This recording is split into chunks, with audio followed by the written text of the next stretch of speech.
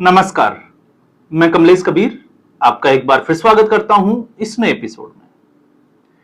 आज के इस एपिसोड में हम बात करेंगे अरविंद केजरीवाल और दिल्ली हाई कोर्ट की जज स्वर्णकांता शर्मा की। कल से स्वर्णकांता शर्मा एक बार फिर जो है वो सुर्खियों में है, और सुर्खियों में इसलिए है क्योंकि उन्होंने केजरीवाल के ऊपर एक तरीके से कोर्ट की अवमानना तो नहीं कह सकते, लेकिन कोर्ट ऑफ कंटेम्प्ट हम जो है वो सीधे तौर पर कह सकते हैं, क्योंकि यहां मैटर थोड़ा पर्सनल था। अब उसको लेकर जिस तरीके से एक मीडिया वर्ग लगातार जो है वो ये कह रहा है कि अब अरविंद केजरीवाल की मुसीबतें जो है वो और ज्यादा बढ़ जाएगी, तो उन लोगों के लिए अगर आप इसमें जो है वो इसका आकलन करने का प्रयास करेंगे कि आखिर इसके पीछे कारण क्या है और आगे क्या होने वाला है, क्या वाकई में अरविंद केजरीवाल जो है उसकी मुसीबतें बढ़ गई है। क्योंकि अपने आप को राष्ट्रवादी पत्रकार कहने वाले, राष्ट्रवादी मीडिया वाले, उन लोगों का आकलन जो है वो इसी के आसपास दिखाई देता है। लेकिन आप जरा सोचकर देखिए कि सीधे तौर पर जो साफ नजर आता है कि दिल्ली हाई कोर्ट ने अरविंद केजरीवाल के सामने एक तरीके से सरेंडर कर दिया। अब अगर मैं ये कहता हूं तो यह भी सीधे तौर पर जो है वो आप कह सकते हैं कि कोर्ट ऑफ कंटेम्प्ट है, लेकिन सच्चाई जो है वो इसके आसपास ही नजर आती है। कारण नंबर एक अगर आप देखोगे तो 27 फरवरी आपको याद होगी, जब राउज एवेन्यू कोर्ट ने अरविंद केजरीवाल को सीधे तौर पर 23 आरोपियों के साथ में इस केस से डिस्चार्ज कर दिया। देश के इतिहास का अनोखा केस जिसमें बिना ट्रायल के, क्योंकि जब ट्रायल कोर्ट में ट्रायल चला ही नहीं तो किन तथ्यों के आधार पर कोर्ट ने यह तय माना कि अरविंद केजरीवाल जो है वो उसमें डिस्चार्ज कर दिए जाने चाहिए। 23 के 23 आरोपी, आप खुद सोचकर देखिए। ट्रायल चलता, फिर कुछ जो है वो तथ्य सामने आते और उसके बाद में अगर कोर्ट यह फैसला देता कि अरविंद केजरीवाल के खिलाफ कुछ भी नहीं है, तो मामला समझ में आता है। अब इससे आपको यह भी समझ में आ गया होगा कि राउज एवेन्यू कोर्ट में किस तरीके से अरविंद केजरीवाल हो चाहे कोई अपने आप को जो है वो बड़ा वकील कहते हो, उनका इन्फ्लुएंस साफ तौर से दिखाई देता है। और जब अरविंद केजरीवाल को अगर आप बारीकी से अगर आप इसका जो है समझने का प्रयास करोगे तो आपको समझ में आएगा कि यह व्यक्ति जब से आईआरएस था तब से अब तक जो है वो बिना होमवर्क और चीजों को अच्छे से समझ के उसके बाद में ही स्टेप लेता है, और इसको पता है कि किस मुद्दे पर क्या करना है। आप सोचकर देखिए, इस व्यक्ति को राजनीति में 2002 के बाद में ही एक सपना बना लिया था कि राजनीति में आना है, और इसने जब तय किया तो उसने मनीष सिसोदिया का साथ लिया, दोनों दोस्त बने, और उसके बाद में कि अचानक से जो है वो एक इस तरीके का कुछ प्लान किया जाए कि अरविंद केजरीवाल रातों रात जो है वो राजनीति के स्टार बन जाए। तो इन्होंने छानबीन की, तो जब छानबीन की तो इनको एक मुद्दा मिला, और वो मुद्दा था 1967 का जन लोकपाल बिल का, जिसमें प्रशांत भूषण के पिताजी शांति भूषण सीधे तौर पर इन्वॉल्व थे। तो इन्होंने नोएडा शांति भूषण के घर जो है वो जाना शुरू कर दिया, हमेशा डेली रूटीन बनाया दिल्ली से नोएडा जाने का, और फिर उसके बाद में उस पर काम करना शुरू किया। और फिर 2010 में फिर एक ऐसा मामला हुआ कि 25 लोगों ने हस्ताक्षर करके एक बार फिर, तब डॉक्टर मनमोहन सिंह प्रधानमंत्री थे, और सरकार से जन लोकपाल बिल की मांग की। अरविंद केजरीवाल ने पता किया कि ये 25 लोग कौन थे, तो उसमें एक व्यक्ति था अन्ना हजारे। अब अन्ना हजारे मनाए कौन, तो अन्ना हजारे के लिए किरण बेदी सबसे उपयुक्त आप कह सकते हो कि एक इंसान जिसको ले जाया जा सकता है। तो किरण बेदी को लेकर रालेगण सिद्धि पहुंचते हैं, और फिर देश के दूसरे गांधी बनाने का एक प्रलोभन, एक सपना दिखाया जाता है, और कांग्रेस पार्टी के खिलाफ इंडिया अगेंस्ट करप्शन जो है वो एक जन आंदोलन खड़ा किया जाता है। और आप देखिए कि जो राजनीति से दूर रहने की बात करता था वह व्यक्ति राजनीति में आ जाता है, और जहां एथिक्स की बात आती है तो जो जैसे ही अरविंद केजरीवाल ने आम आदमी पार्टी बनाई, उसके बाद अरविंद केजरीवाल के एथिक्स जो है वो धरे के धरे रह गए। आप सोच कर देखिए, हो सकता है कि कोई जो है वो मेरे विचारों से सहमत ना हो, लेकिन एक व्यक्ति इंडिया अगेंस्ट करप्शन मूवमेंट लेकर आता है कांग्रेस पार्टी के खिलाफ। उस वक्त की दिल्ली की मुख्यमंत्री शीला दीक्षित जी के खिलाफ, कॉमनवेल्थ गेम को लेकर, 2G घोटाले को लेकर, कोल घोटाले को लेकर, और वो व्यक्ति सरकार में सत्ता में आता है कांग्रेस पार्टी से गठबंधन करके, समर्थन मांगकर। तो उस व्यक्ति के एथिक्स जो है वो उसी दिन मर जाते हैं।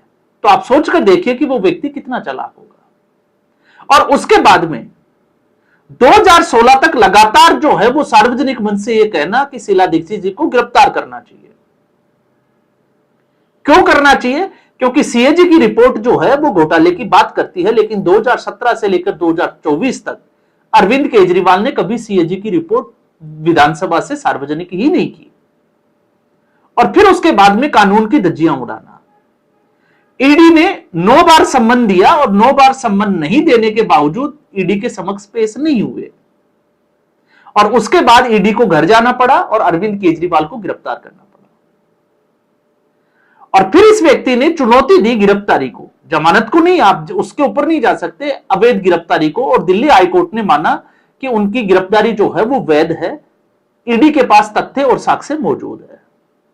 तो जब दिल्ली हाईकोर्ट यह कहता है कि गिरफ्तारी वैध है, तथ्य और साक्ष्य मौजूद है, तो फिर राहुल रेवेन्यू कोर्ट को यह कैसे लगा बिना ट्रायल के, उन तथ्यों पर बिना बहस किए हुए, कि अरविंद केजरीवाल जो है वो बिल्कुल आप कह सकते हैं कि एक कट्टर ईमानदार व्यक्ति है।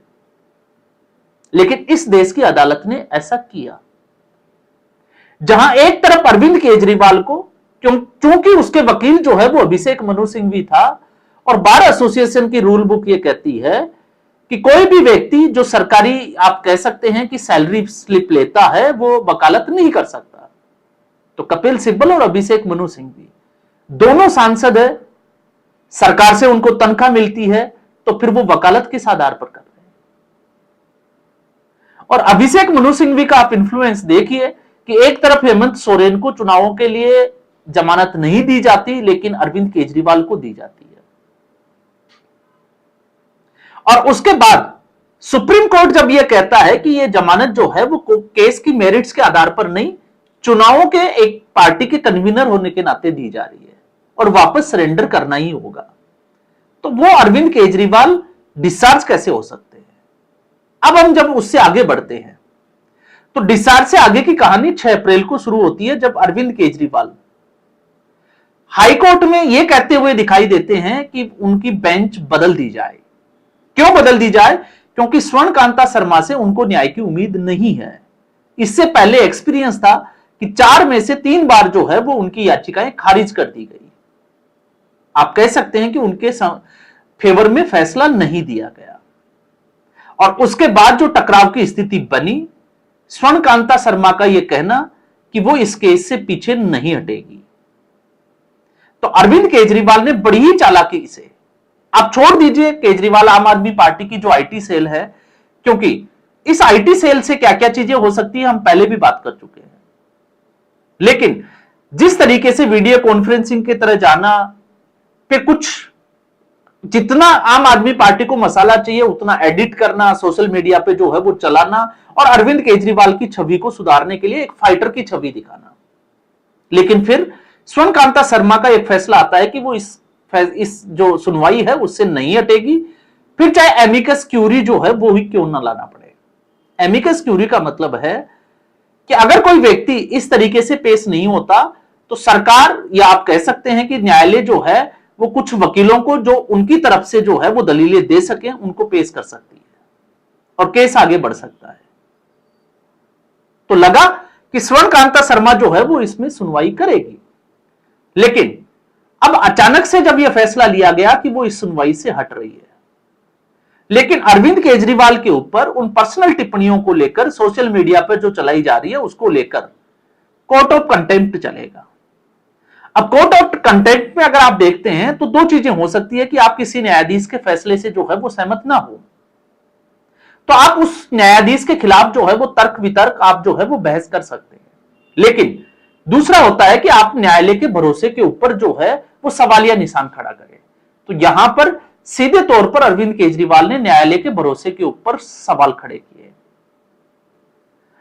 और संविधान क्या कहता है? अगर आप संविधान के अनुच्छेद 19 एक क्लॉज में अगर आप देखते हो तो आपको जो है वो आजादी है इस तरीके की। लेकिन उसका 19 का दूसरा भाग जो है वो ये कहता है कि कुछ जगह पर आपको लिमिट दी गई है, आपको नियंत्रित किया जाता है, जिसमें एक है न्यायालय। और न्यायालय एक ऐसी जगह है जहां जिसके अंडर में ना पुलिस आती है ना कोई चीज आती है। तो उसके पास सीधे तौर पर जो है वो कोर्ट ऑफ कंटेम्प्ट का यही एक मामला बनता है। तो अब सवाल यह उठता है कि जो लोग ये कहते हैं कि अरविंद केजरीवाल उनकी मुसीबत बढ़ गई है, तो आप जरा सोचकर देखिए कि मुसीबत कैसे बढ़ी। स्वर्णकांता शर्मा जो है उसका हटना यह दिखाता है कि उनके ऊपर दबाव था।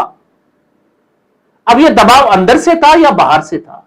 क्योंकि अरविंद केजरीवाल ने जो करना चाहिए था, क्योंकि अरविंद केजरीवाल को जो लग रहा था उसके हिसाब से अरविंद केजरीवाल किसी भी हद तक जा सकते थे, और वो अरविंद केजरीवाल और उसकी पार्टी ने किया।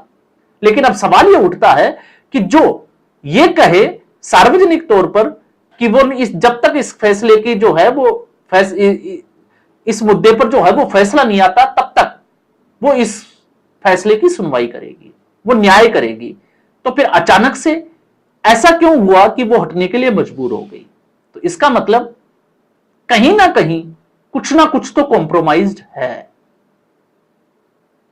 और उसी का एक नतीजा है ये जो साफ तौर से दिखाई देता है। तो आप सोचकर देखिए, इस हिसाब से तो अरविंद केजरीवाल जो चाहते थे उनके मन माफिक जो है वो हो रहा है, और वो यही चाहते थे कि एक ऐसे जज के पास जो आम आदमी पार्टी के फेवर में फैसला दे, ये उस बेंच में सुनवाई होनी चाहिए। अब कौन जज होगा, क्या होगा, हम उसमें नहीं जाते, लेकिन फिलहाल तो जो है वो यही दिखाई देता है कि एक व्यक्ति, चाहे वो गांधी जी का सहारा ले सत्याग्रह का या किसी भी तरीके से, उसको पता है कि किस तरीके से जो है वो माहौल तैयार करना है और दबाव डालना है, और वो दबाव डाला गया है और उसका असर साफ तौर से दिखाई देता है। अब हम आते हैं कोर्ट ऑफ कंटेम्प्ट। तो कोर्ट ऑफ कंटेम्प्ट को देखें या क्रिमिनल केसेस को देखें, दो तरीके की एक्टिविटी को हम जो है वो इसमें देख सकते हैं। आज तक क्या किसी नेता को इस तरीके से कोई सजा मिली है जिससे कि उसका राजनीतिक कैरियर या उसको कोई परेशानी हुई हो? अब जनता की अदालत का फैसला जनता जो है वो समझ चुकी है, लेकिन सबसे बड़ा उदाहरण जो है वो लालू प्रसाद यादव का सामने आ जाता है।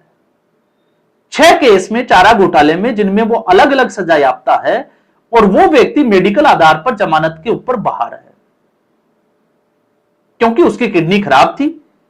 किडनी जो है वो बदल दी गई, और आप देखिए वही लालू प्रसाद यादव जब कोर्ट में किसी सुनवाई में आता है, क्योंकि अगला जो केस है वो है लैंड फॉर जॉब्स का, तब वो आपको व्हील चेयर पर नजर आता है।